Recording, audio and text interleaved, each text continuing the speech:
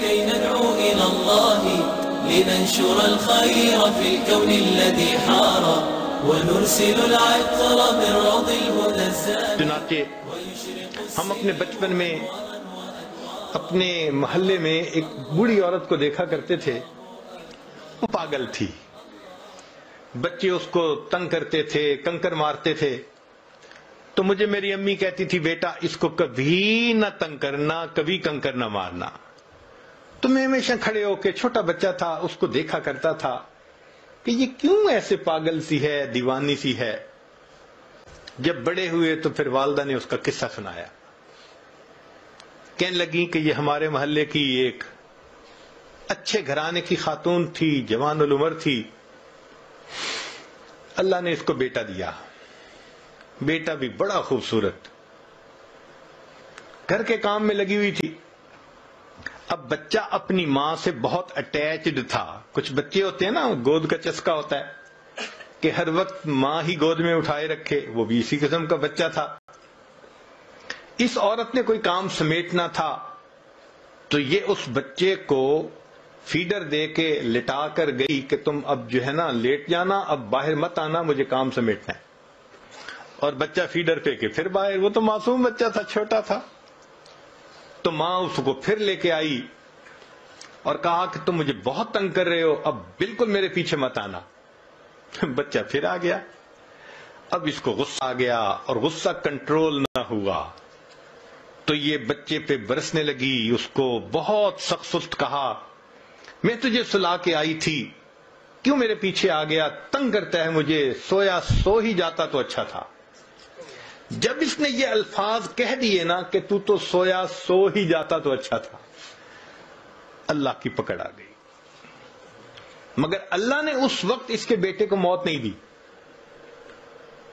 دعا قبول کر لی کہ یہ بد دعا تمہاری زبان سے نکلی نا بیٹے کے بارے میں، غصے میں آ کے، اس کو تو ہم قبول کر لیتے ہیں، ابھی اس کو موت نہیں دیتے. اب وہ بچہ بڑا ہوا، لکھا پڑھا، وہ اسکول کا سب سے انٹیلیجنٹ بچہ، وہ کالج میں اسکالرشپ پانے والا بچہ. جب وہ فائنل ماسٹر ڈگری کر کے آیا تو اس نے بزنس شروع کیا.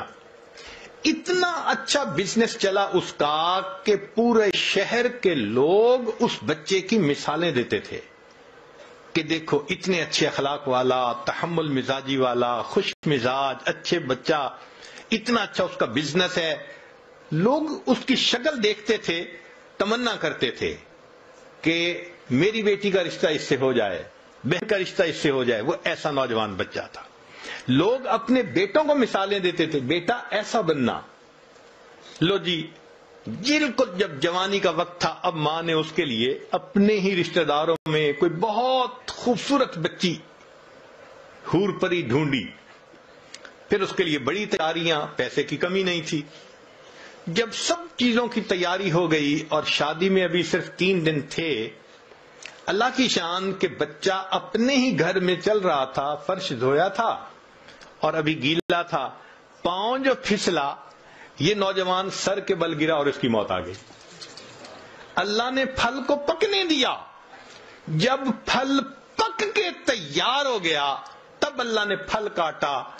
اب تجھے سمجھ لگے گی کہ تو نے میری کس نعمت کی ناقدری کی تھی. ماں کے ذہن پہ اتنا صدمہ اس کی موت کا ہوا کہ وہ ذہنی توازن کھو بیٹھی. وہ گلیوں کے اندر بس تن کے چنا کرتی تھی.